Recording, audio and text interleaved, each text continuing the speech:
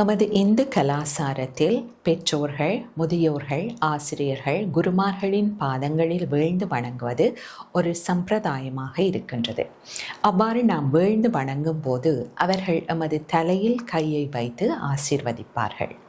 தினசரி வணங்குவது, பண்டிகைகளின் போது, புதிய முயற்சிகளை ஆரம்பிக்கும் போது, பிறந்த நாள் நிகழ்வின் போது என்று நாம் இவ்வாறு ஆசீர்வாதம் வாங்குவது வழமையாக இருக்கின்றது.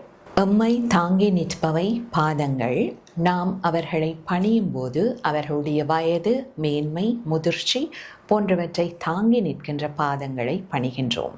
அத்தோடு அவர்களுடைய சுயநலமற்ற அன்பு, எமது நலன்களிலான அக்கறை போன்றவற்றை பணிந்து நிற்கின்றோம்.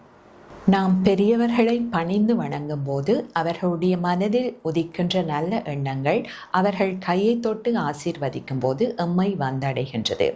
இந்த நல்ல எண்ணம் எம்முள் நேரிய அதிர்வலைகளை உருவாக்குகின்றது. நன்றி.